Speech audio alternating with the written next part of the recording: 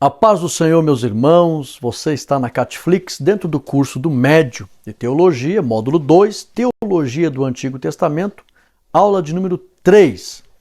Recomendação pedagógica, assista ela como se fosse um filme, não tome nota, a aula não é tão extensa. Assista bem, entenda, depois assiste de novo tomando nota, ok? Vamos lá? Unidade 3, o homem. Por que eu trouxe essa imagem aqui? Talvez você nunca ouviu, que vai ouvir agora. De um homem saindo da terra em pé. Por incrível que pareça, é assim que os judeus acreditam que o homem foi feito. Em pé. Eles acreditam que o homem foi feito dessa forma. Então, tem duas teorias. Os cristãos ocidentais desenharam muitos filmes, acreditam que o homem foi feito deitado, Deus soprou, foi lá e o homem se levantou. É uma teoria. Os judeus acreditam que o homem foi feito em pé. Deus levantou ele do barro, assim, da terra, e soprou e ele passou. Então, quem está certo? Ninguém sabe. Tá? Mas só para você ver que existe essa teoria também. Talvez você nunca ouviu, já valeu a pena, né? Está dentro da Catflix. Vamos lá. Primeiro, depois de criar todas as coisas, Deus fez o homem e o constituiu como autoridade sobre a criação. Antes da sequência, ore comigo, para que a unção desta aula venha sobre a tua vida. Santo Deus, eterno Pai, nós te damos graças, Senhor. Primeiro porque o Senhor criou-nos. O homem é o getter, a coroa da sua criação, e nós te louvamos. A imagem, sua semelhança. Te damos graça por isso, Senhor. E que toda a unção desta aula se manifeste em nossas vidas e abençoe especialmente os teus filhos que nos acompanham. Para a glória do teu nome te damos graça e desde já te agradecemos no nome de Jesus. Amém e amém. Tome posse. Depois de criar todas as coisas, Deus fez o homem e o constituiu como autoridade sobre a criação. Gênesis 1 e 26. Então o homem, irmãos, a Bíblia diz que Deus fez a terra e deu ela aos filhos dos homens. Tem gente que acha assim que a terra, ela... Tudo bem, eu entendo, a Bíblia fala, o mundo jaz no maligno, né? O Deus desse século, é que ele tem ingerência em muitas coisas na face dessa terra, mas a Bíblia diz que a terra foi dada aos homens e não a Satanás. Infelizmente o homem perdeu essa autoridade. Mas por isso que os filhos de Deus têm muita autoridade, porque nos é devolvido o que se havia perdido. Em Cristo nos é devolvido. E é por isso que aonde nós chegamos, na autoridade do nome de Jesus, a Bíblia diz que o diabo foge. Foge mesmo. Sujeitai-vos, pois, a Deus, resistir ao diabo, ele fugirá. A gente chega, ele foge. Por isso que em 1 João 5,18, a Bíblia diz que o maligno nem nos toca, não pode nem tocar. Por quê?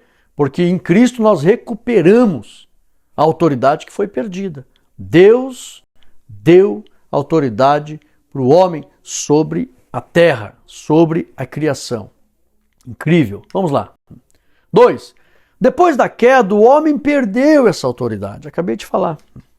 3.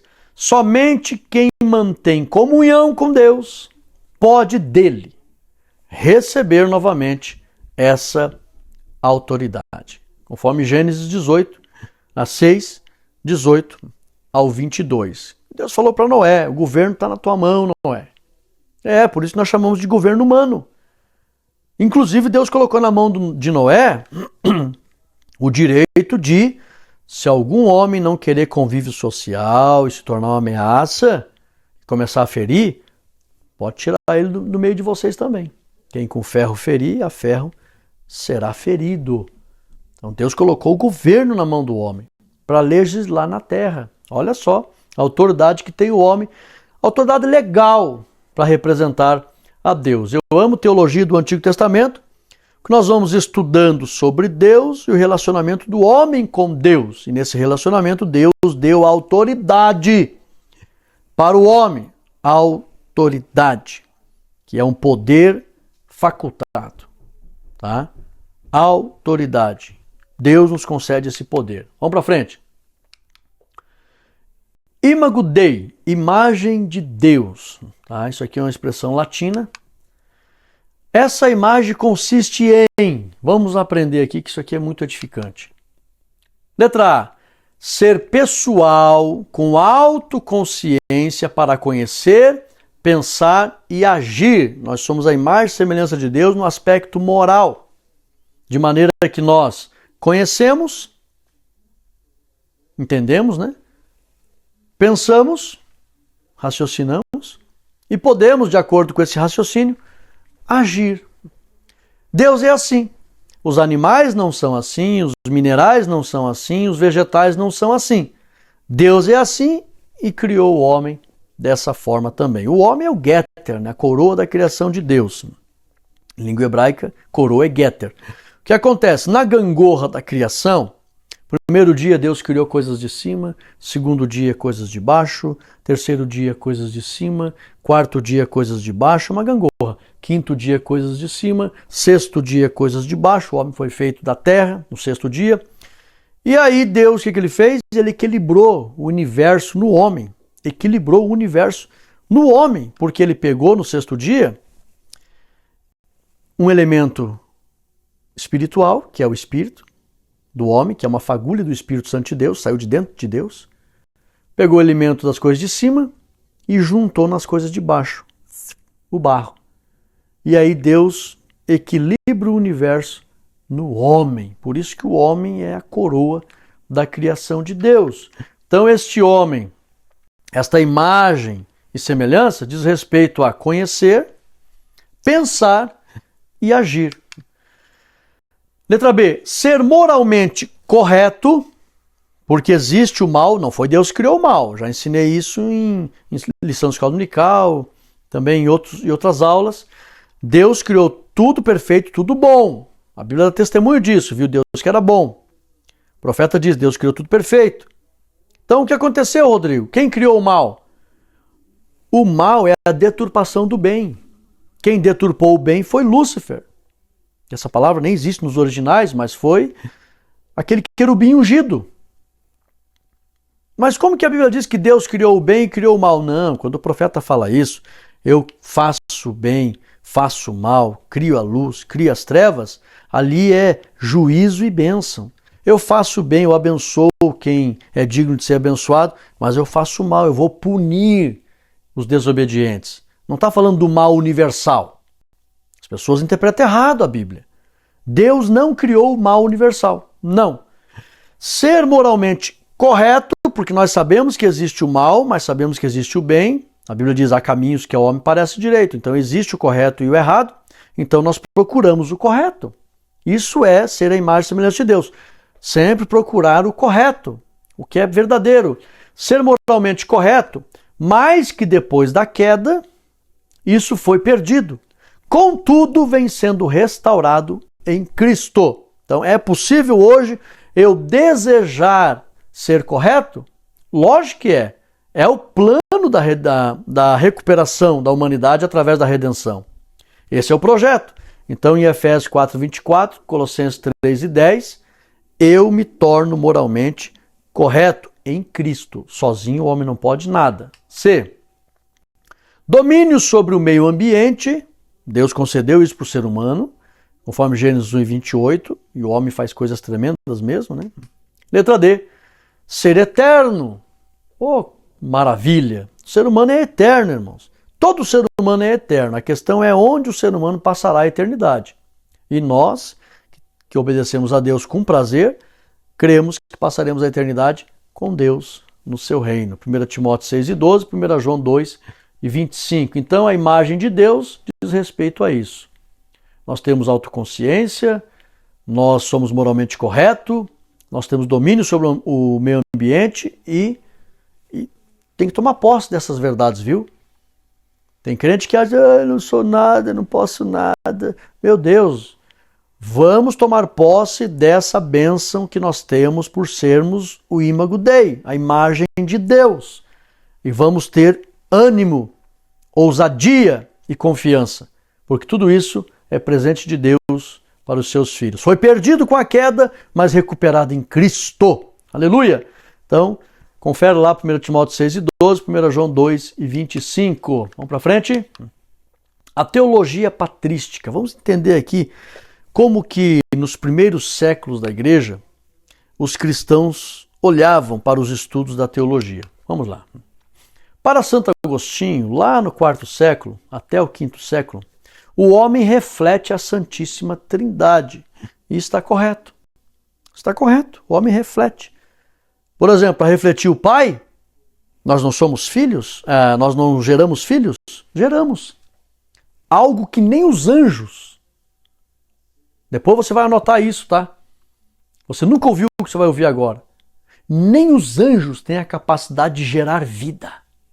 E olha que eles foram feitos maiores do que nós, em glória, em estatura, em poder. Mas eles não podem gerar vida. Agora nós podemos. Isso nos assemelha ao Pai. Tremendo, né? E podemos criar, inclusive. A diferença entre Deus e nós é que Deus não precisa de matéria-prima. O homem precisa de matéria-prima, mas ele cria também. Tudo isso aqui, ó, criação do homem. Deus deu capacidade para isso e o homem criou, ó, desenvolveu tudo isso. Olha a capacidade que tem o ser humano. Porque somos a imagem e semelhança de Deus. Então refletimos o Pai, refletimos o Filho, nessa obra maravilhosa de ensinar. Ele é o verbo, ele é o ensino. Eu sou o caminho, ele vem ensinar o caminho.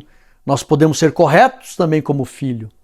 E refletimos a pessoa do Espírito Santo, o ajudador, fazendo bem para o próximo, a caridade. Então nós refletimos o Pai, o Filho e o Espírito Santo de diversas maneiras. Coisa linda, né? Era assim que eles interpretavam nos primeiros séculos, que é chamada teologia patrística. No homem aparece o reflexo do Pai, do Filho e do Espírito Santo. D. Toda imagem é semelhante, mas ser semelhante não significa ser igual. Tá? Aqui tem um detalhe muito importante.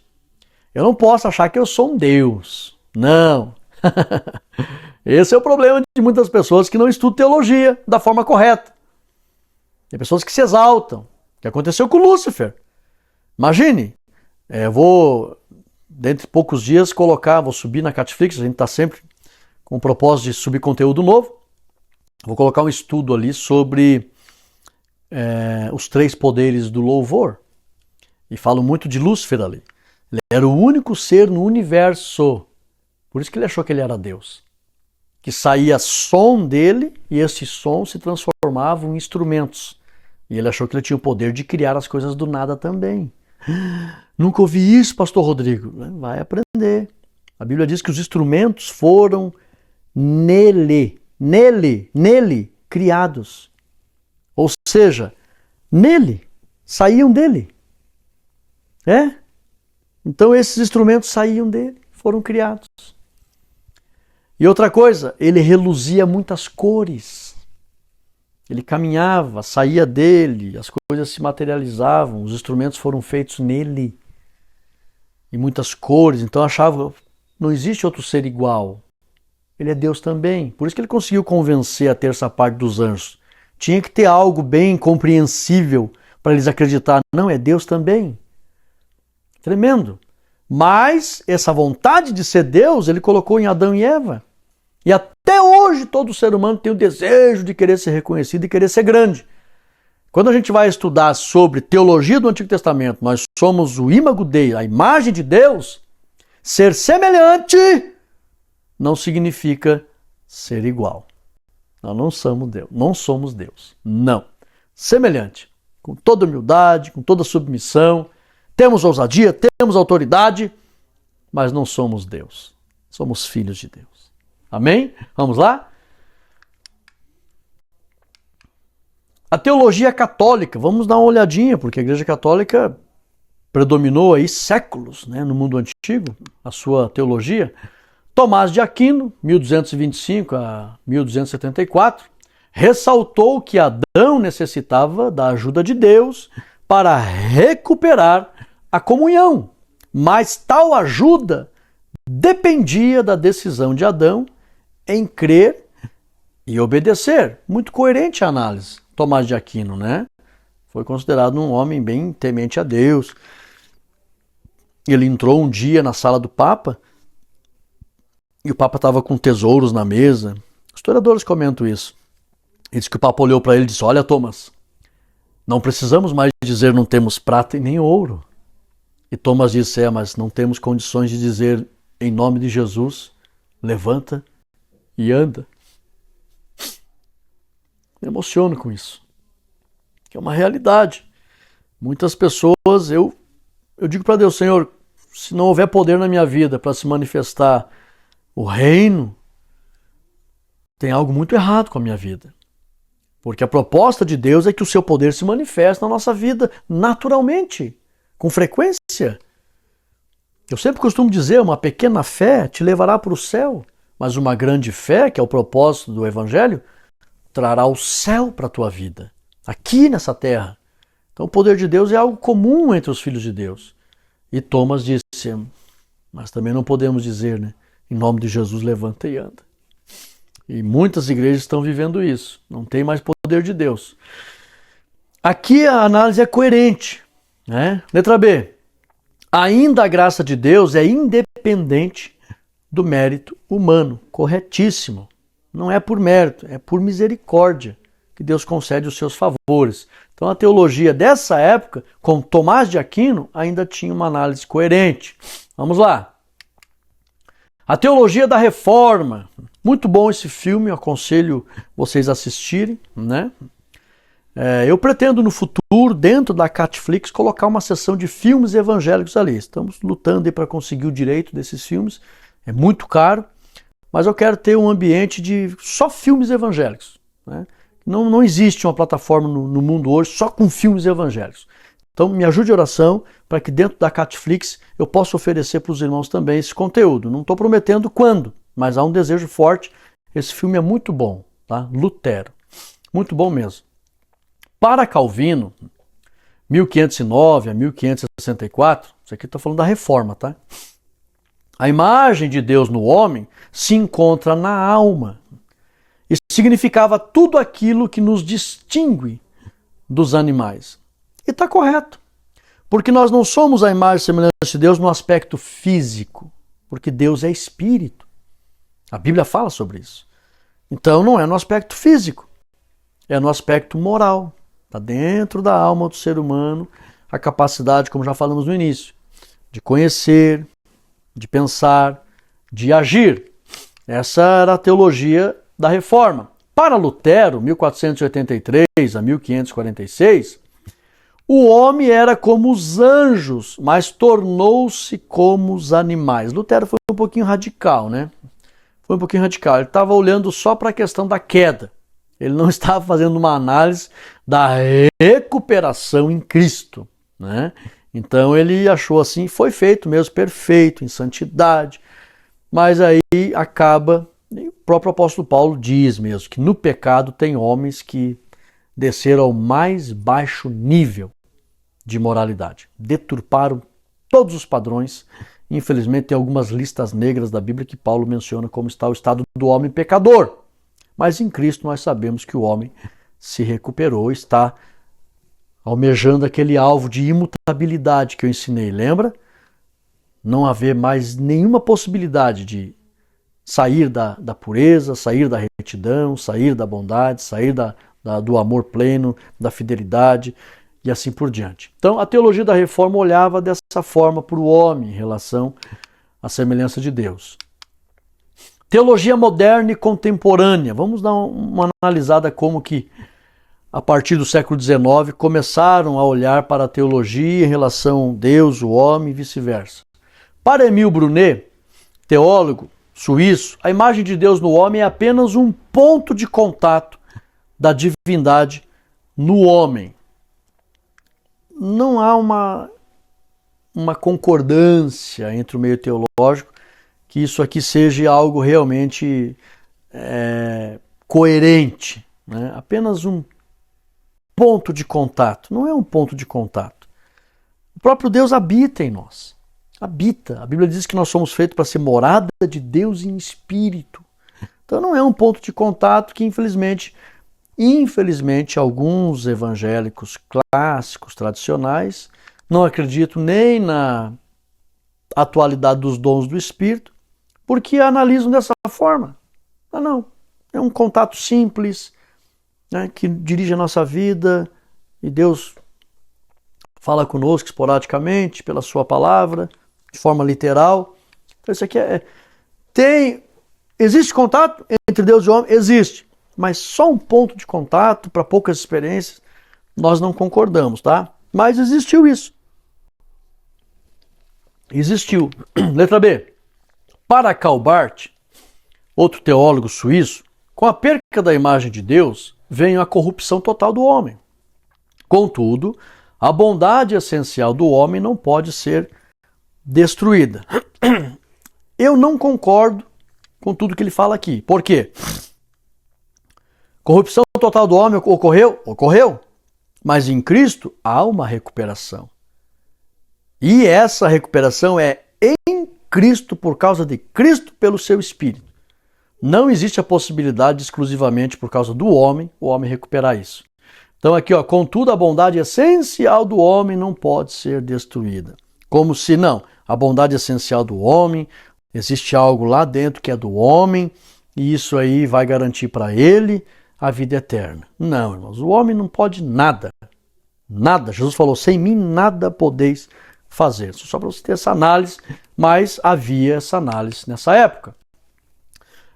John Dagg, teólogo americano, afirmava que a imagem de Deus incluía o domínio sobre os animais e o governo do homem sobre a família. Ok. O homem, quando nasce, traz a essência da imagem na alma, mas essa essência está ofuscada pela queda. Dessa forma, todos, ao nascer, trazem a imagem caída de Adão. Concordo. O homem tem uma essência boa, mas tem também a imagem, a essência caída de Adão, traz a realidade da morte. Outro dia alguém disse assim, não, mas por que todos pecaram? Ninguém pode negar a realidade da morte. Se morre, está debaixo da mesma condenação, está debaixo do pecado original. Só Jesus que morreu e ressuscitou, mas ninguém mais ressuscitou dessa forma, vencendo a morte. Não.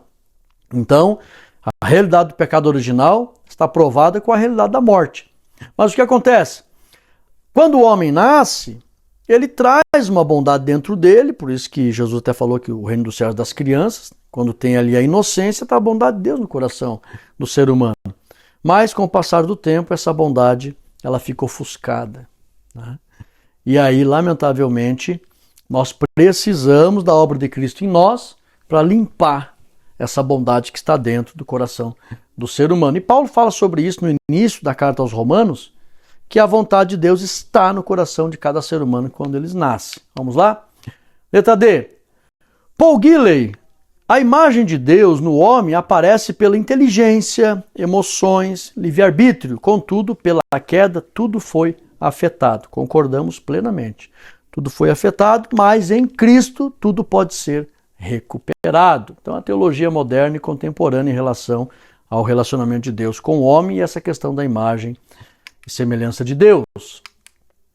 Teologia moderna e contemporânea, o que era bom e o que não era. Vamos entender aqui. Deus criou todas as coisas e viu que era bom. Porém, em Gênesis 2,18, viu Deus que não era bom que o homem estivesse só. Então, tudo era bom, mas a única vez que Deus diz não é bom, que ele viu o homem estando só. Letra B. Visto que Deus é trino, é próprio de Deus a comunhão. Mas vamos entender por que Deus criou a esposa para Adão? Dessa forma, o homem foi feito, ou o homem feito à imagem e semelhança de Deus, precisa de comunhão. Porque Deus, ele é a própria comunhão com o verbo vivo e o seu espírito. Deus é poderoso, irmãos. Baixe o meu livro ali que está em PDF na Catflix, lá nos bônus, que você vai, leia. O meu livro não é... deixa eu corrigir. Estude o meu livro ali, que é uma fonte de pesquisa para você entender a Santíssima Trindade, tá? Então, Deus é poderoso, ele pode ser assim. O seu verbo é vivo, Seu espírito tem também vontade e de agir, são distintos em ações. A essência é a mesma, a homoousia é a mesma, mas eles são distintos em funções e têm liberdade para agir. O verbo é vivo, o espírito também. Então existe comunhão nisso. Por isso que Jesus fala lá em 1 João 17, 21, Pai, como tu és em mim e eu em ti, eles sejam um em nós.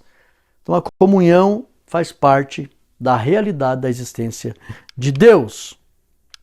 E, para memorizar, encerrar a terceira aula, cite alguns benefícios que o ser humano recebeu por ter sido feito à imagem e semelhança de Deus. Lembra? Autoridade. 2. O que significa a expressão imago Dei? Lembra? 3. Qual homem na teologia patrística disse que o homem reflete a Santíssima Trindade? 4. Quem disse que para o homem ser ajudado por Deus, este precisa crer e obedecer? Verdade. 5. Qual teólogo diz que a bondade do homem não pode ser totalmente destruída, apesar de sabermos que isso realmente é possível? E aqui nós encerramos a nossa aula. Conclusão. A teologia do Antigo Testamento ensina que o homem, na vontade de Deus, é a sua imagem e semelhança aqui na Terra. Coisa linda, né? Chegamos ao final da nossa terceira aula. Vamos fazer uma oração para que você receba toda a unção. Depois você reassiste, tomando nota, e vai ser uma riqueza de conhecimento. Santo Deus, eterno Pai, te damos graça por este lindo e maravilhoso assunto, conhecimento, esse estudo maravilhoso, aonde nós somos a imagem e semelhança do Senhor, e o Senhor se relaciona conosco. E a teologia do Antigo Testamento mostra essa verdade. Te damos graça, papai, por sermos esta espécie tão linda que o Senhor criou, a sua imagem e semelhança. Que esta verdade traga ânimo e alegria para o coração dos teus filhos, e a nossa oração, no nome de Jesus. Amém e amém. Tome posse desta bênção, um forte abraço e até a próxima aula. Amém.